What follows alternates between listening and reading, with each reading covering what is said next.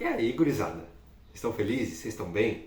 Eu estou muito feliz, cara, de poder estar falando sobre esse tema, de poder estar abordando esse tema. A gente está, para você que está chegando agora, né? Primeira coisa, você já é rato de internet, você chegou até aqui, significa muito provavelmente que você é rato de internet, você já conhece as regras. Deixa aí o seu gostei se o vídeo fizer sentido para você. E se você quiser não perder nada daquilo que eu posto aqui no canal, já se inscreve, que aí você fica por dentro de tudo, sai vídeo novo, você já é notificado automaticamente e é isso aí. E a gente está numa série que é a série do Setembro Amarelo, que o Setembro Amarelo ele é um mês destinado à prevenção do suicídio. A gente aproveita isso, aproveita esse tema, aproveita esse debate que ele é mais vigente durante o mês de setembro para a gente falar sobre vida emocional, sobre ansiedade, sobre depressão, que são temas importantíssimos e que eu vejo que eles não ocupam os nossos púlpitos da forma como eles deveriam. Depressão é um problema real, ansiedade é um problema real e a gente precisa lidar com isso. E hoje a gente vai entender qual que é a perspectiva de Deus em relação à depressão, qual que é a perspectiva bíblica em relação especificamente à depressão. E se teve alguém que passou pelo processo de depressão, esse alguém foi Elias. Eu estou tentando correr aqui porque tem muita coisa para a gente falar, espero que o vídeo não fique tão longo, mas se teve alguém que realmente sentiu isso na pele, sendo um grande profeta, tendo grandes agendas, sendo precursor, sendo canal de muitos milagres sobrenaturais e ainda assim teve contato ou percebeu que ele era muito humano em determinados momentos, esse alguém foi Elias. Esse alguém percebeu que ele não era nada sem o Senhor. Esse alguém percebeu que aquilo tinha um limite, que aquilo tinha um prazo. E Elias notou isso, Elias percebeu isso. E o texto ali de 1 Reis, capítulo 18, ou melhor, capítulo 19, ele nos traz essa perspectiva. Eu quero deixar claro aqui, logo de início, para você e para mim, que não é o fato de você estar em uma igreja, de você frequentar uma igreja, de você se envolver ou desenvolver ministério, que faz com que você fique livre ou que você fique isento de doenças emocionais, de doenças psicossomáticas. Nós estamos em um mundo de pecado e o próprio Jesus falou, olha, no mundo vocês terão aflições, mas tenham bom ânimo, eu venci o mundo. 2 capítulos antes dessa afirmação, Jesus fala, deixo-vos a paz, a minha paz os dou. E essa paz ela não é a paz que o mundo oferece, é a paz que eu ofereço. A paz que excede a todo entendimento. Então Jesus sabia exatamente o que ele estava falando, sabia que nós, os seus seguidores, a sua igreja, iríamos passar por dificuldades. E se você está ouvindo isso e não pertence numa igreja, isso também é para você. Eu quero dizer que você não é uma máquina, você não é de ferro, você também sente, você tem emoções, você tem momentos de fraqueza, você tem inconstâncias. O único momento da nossa vida é que a linha ela fica reta no momento que a gente morre. Né? Ali o monitor do hospital, quando a linha fica reta, significa que a gente morreu. Agora, enquanto existe essa oscilação, existe vida. Evidentemente que a avaliar o grau das oscilações, né, nem muito para cima, nem muito para baixo, tudo isso tem que ser cuidado e analisado, mas as oscilações, as inconstâncias, as imperfeições fazem parte da vida enquanto estivermos aqui na Terra. E se a gente não abraçar essa realidade, e se a gente não entender essa realidade, a gente vai viver numa bolha, numa mentira, que é achar que temos que performar bem o tempo todo, que temos que ser de ferro, que não podemos sentir, que não podemos compartilhar sentimento, que as nossas relações não envolvem riscos, né, da gente se entregar e tudo mais. Então, sejamos vulneráveis, tá? Sejamos vulneráveis. Feita essa introdução que durou mais do que eu esperava, a gente vai para o texto de 1 Reis capítulo 19 que diz assim, ó. Ora, Acabe contou a Jezabel tudo que Elias havia feito e como havia matado todos aqueles profetas à espada. Né? Então o texto ele é depois daquele famoso episódio de Elias, se você não está familiarizado, Elias no Monte Carmelo ali, ele desafia mais de 800 profetas de Baal. Olha, ele faz meio que uma aposta ali com a galera, vamos ver quem vai vencer, o meu Deus ou o Deus de vocês. E aí a galera de Baal faz todos os sacrifícios, coloca ao redor e ganhava o desafio quem trouxesse fogo para aquele altar de sacrifício. Então aí os profetas de Baal fizeram todo aquele ritual e tudo mais, não aconteceu nada. E quando Elias sozinho, cara, Elias fez uma oração e desceu fogo do céu e Deus respondeu. e todos aqueles profetas foram mortos e tal. Então Jezabel, que era a rainha, né, ficou muito brava. E verso 2 ela disse assim: por isso Jezabel mandou um mensageiro Elias para dizer-lhe: que os deuses me castiguem com todo rigor, se amanhã nesta hora eu não fizer com a sua vida o que você fez com a deles, ou seja, dos profetas. Verso 3, Elias teve medo. E aqui é o primeiro ponto que eu quero destacar. O medo, gente, faz parte da vida. Ok? Às vezes a gente, como crente, entra numa noia de que sentir medo é pecado, mas cara, sentir medo é normal. Jesus sentiu medo, tá? Diante da iminente morte, diante da iminente separação do Pai, a humanidade que habitava em Jesus, ela sentiu medo. Gideão sentiu medo, tantos outros personagens na Bíblia sentiram medo. O medo faz parte, porém o grande problema, que aí a gente tem que fazer essa separação, é quando o medo começa a ofuscar a minha fé. E fé não é simplesmente acreditar em Deus. Acreditar significa dar crédito a alguém. Eu não estou dando crédito a alguém. Quando eu tenho fé, eu estou tendo plena convicção de quem Deus é e do que Ele faz. É plena convicção, é uma certeza. Mesmo das coisas que eu não consigo enxergar, eu tenho plena convicção. Isso é fé. Quando o medo começa a ofuscar a minha fé, aí sim eu tenho um problema. Mas sentir medo em si, o medo em si, é um sentimento absolutamente comum. E a esperança que nós temos, a alegria que nós temos é 1 João 4,18, que diz: no amor não existe medo. O perfeito amor lança fora o medo que eu e você deveríamos ter diante de um Deus santo. É sobre isso. E aqui o começo do verso 3 é fantástico. Elias tinha acabado de viver um dos maiores moveres da história. Elias tinha desafiado sozinho quase 1000 profetas de um outro Deus. E Deus o respondeu com fogo.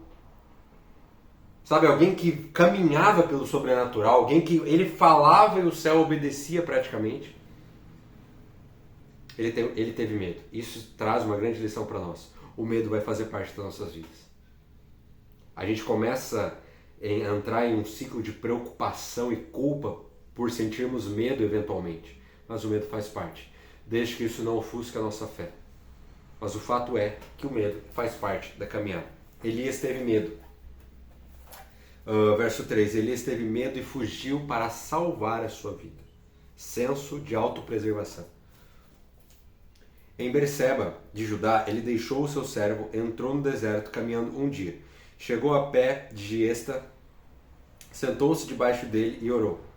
Sentou-se em um pé de Giesta, debaixo dele orou pedindo a morte. A oração dele foi o seguinte: já tive o bastante, Senhor.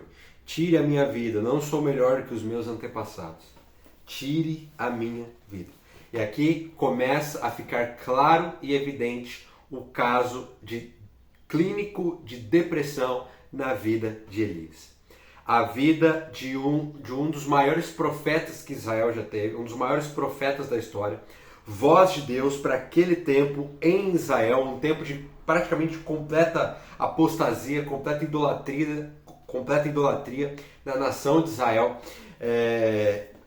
Alguém que já havia presenciado muitos milagres, tinha acabado de presenciar um dos maiores milagres registrados na Bíblia, um dos maiores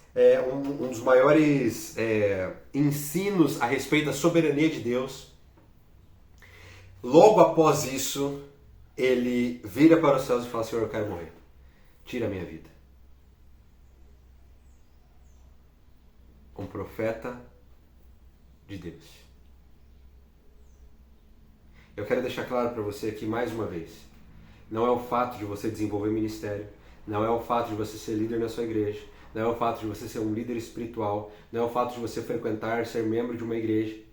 Nada disso nos isenta de quadros clínicos de ansiedade, depressão, de doenças psicossomáticas ou doenças emocionais.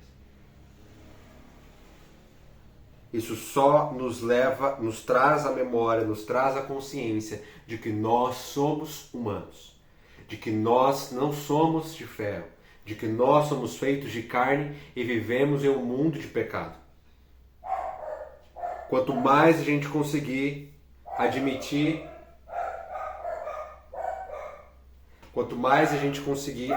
a nossa própria humanidade e vulnerabilidade, mais felizes ao lado de Deus nós seremos.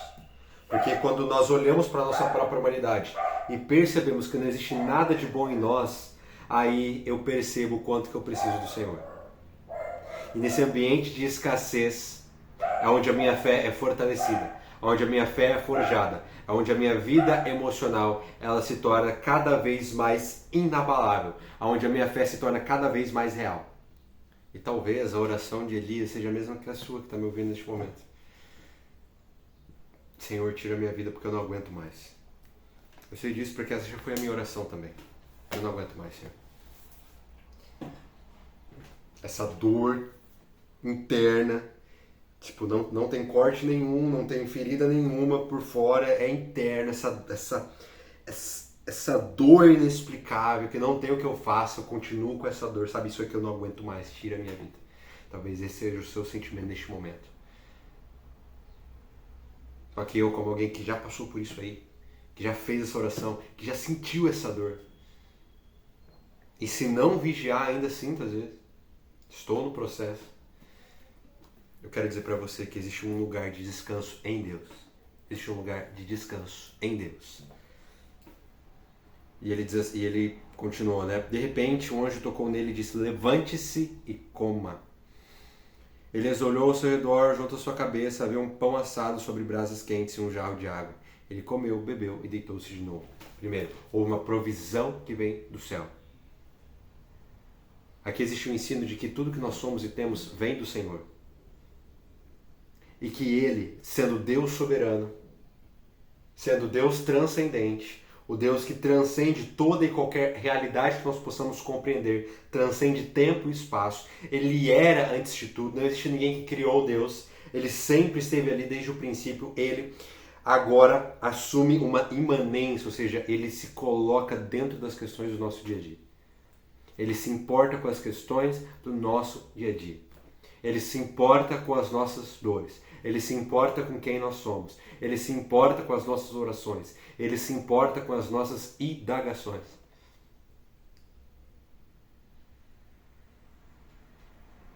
Tanto que ele faz Elias se movimentar. Olha, levante-se e coma. Mais um sinal do quadro clínico que Elias estava. Se colocou numa inércia. E o que Deus faz? Além de dar a ele o sustento, além de dar a ele a provisão, além de fazê-lo entender que toda a provisão, tudo que ele era, vinha dele, vinha de Deus, ele fala: levante, saia, não entre nessa inércia, não entre nesse marasmo. A pior coisa que pode ter para alguém que está vivendo um quadro clínico de depressão é viver um marasmo, é ficar na cama o tempo todo. Por isso nós precisamos, além da ajuda do Senhor, cercar-nos de pessoas que fazem com que a gente continue em movimento. Agora de forma saudável, mas para que a gente não fique, sabe, naquele nosso cubículo, naquele nosso cerco de proteção, sem viver, sem experimentar, sabe, naquela inércia. Isso é ruim, isso não é saudável. Deus, sabendo disso, conhecendo o fim desde o princípio, fala: primeiro, levante-se e coma.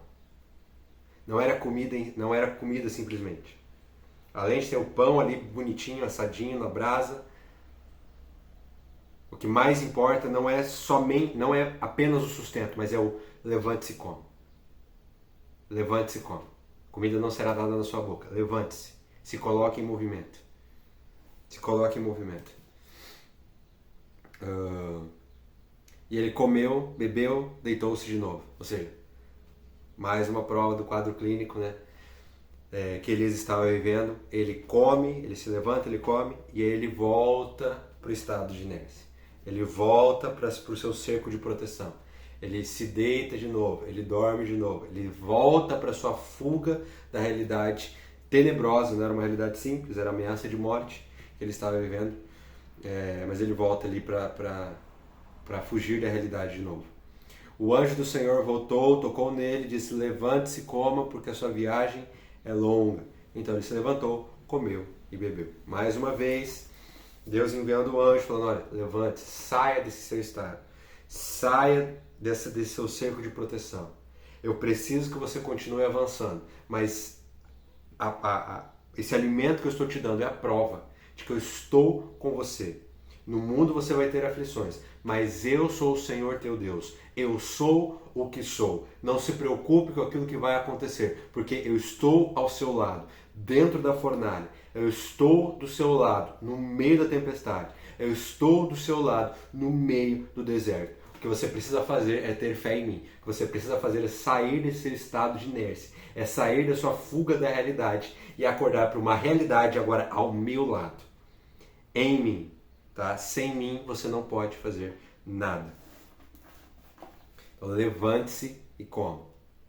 Fortalecido com aquela comida, caminhou cerca de 40 dias e 40 noites até chegar a Horebe. Ou seja, um alimento que forneceu para ele energia, uma provisão de Deus que forneceu para ele energia, que forneceu para ele o como andar 40 dias e 40 noites.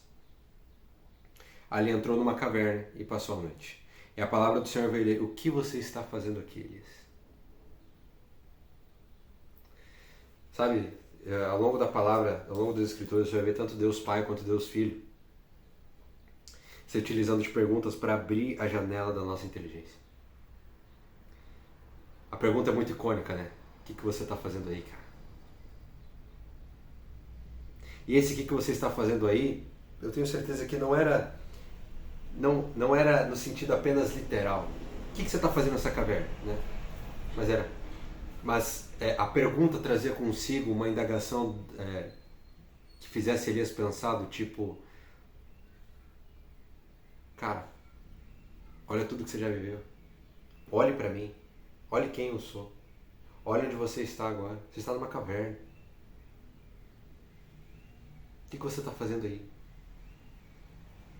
Existem planos maiores. Os meus pensamentos são mais altos que os seus. Os planos que eu tenho para você são planos de prosperidade e paz. E não de causar dano. O que você está fazendo aí? E a pergunta que Deus fez para Elias, né? A palavra do Senhor que veio a Elias, também é a palavra que vem a mim e a você. O que você está fazendo aí? Nesse estado, nessa cerca de proteção, fugindo da realidade, pedindo a morte, não querendo mais viver, sendo que eu tenho planos maravilhosos, sendo que os seus dias estavam escritos mesmo antes de você nascer. Salmo 139. Salmo 139 diz que quando ainda éramos embriões, os nossos dias já estavam escritos pelo Senhor. O que nós estamos fazendo aqui? O que você está fazendo aí? E o texto vai continuar. O anjo do céu... li errado. O que você está fazendo aí, Elias? Ele respondeu: tenho sido muito zeloso com o Senhor, o Deus dos exércitos. Os israelitas rejeitaram a tua aliança, quebraram os teus altares, mataram os seus profetas à espada. Eu sou o único que sobrou, e agora também estão procurando matar-me. O Senhor disse: saia e fique no monte, na presença do Senhor, pois o Senhor vai passar. Talvez a indagação de Elias seja a mesma que a sua. Senhor, mas eu tenho atuado tantos anos na tua obra. Eu tenho servido o teu ministério durante tantos anos. Por que isso está acontecendo comigo agora? Eu tenho gastado a minha vida aos seus pés. Eu tenho gastado a minha vida com a igreja, com a tua igreja, com as tuas ovelhas. Por que isso está acontecendo comigo agora? Talvez a atitude de Elias seja a mesma que a sua. A atitude de Elias foi a mesma que a minha. De ficar perguntando: por que, Deus? Tenho feito tanta coisa em prol da tua obra. Por que isso está acontecendo comigo? E a palavra do Senhor é: saia da caverna e vá para o monte, onde eu estarei. Saia da caverna e me busque. Saia da caverna e venha aonde eu estou. Deus é onipresente, meus queridos. Mas a Bíblia nos apresenta dimensões da sua presença. Nós podemos buscá-lo e ter mais dele. É uma questão de reciprocidade que faz parte do caráter de Deus. Deus ama a todos. Deus está presente na vida de todos. Mas ele é galardoador daqueles que o buscam. ele se revela àqueles que o buscam. Provérbios diz que a glória dos homens, a glória de Deus é se esconder, a glória dos homens é encontrá-lo. Como lidar? Saia da caverna. Saia da caverna e vá na direção que o Senhor está. No lugar onde o Senhor está, no monte onde o Senhor está, existe uma nova perspectiva de vida. Existe cura, existe um processo no qual você vai passar agora pela perspectiva certa. Existe a consciência de que Ele é contigo, mesmo em meio a esse processo dificílimo pelo qual você está passando e que eu entendo bem como é. Levante-se e coma. Levante-se e coma. Saia da caverna e venha até onde eu estou. Um Deus que é transcendente, mas que também é imanente e quer se tornar participante das questões mínimas da vida. Que fornece a provisão, se for necessário, para nos fazer entender que tudo que somos e temos vem dele. Que dependemos dele. Esse é o nosso Deus. Existe um caminho de cura, existe um caminho de processo, existe um caminho de libertação em Deus. Aliado a todas as ajudas profissionais, clínicas, todos os remédios necessários, tudo aquilo que for necessário, terapeuticamente falando, mas acima de tudo isso está um caminho que o Senhor está te direcionando. Tenho certeza que você não clicou nesse vídeo por acaso, tenho certeza que você não está aqui por acaso, fique com essa mensagem. Se você gostou, curte o vídeo, todo aquele ritual que você já conhece. Quer se aprofundar no tema, clique aqui embaixo para ter o acesso ao meu novo e-book Ansiedade, sobre controle, e ali eu falo também de outros problemas emocionais à luz das Escrituras, o que Jesus nos ensinou. Eu tenho certeza que você vai ser muito abençoado por isso. A gente se vê no próximo vídeo.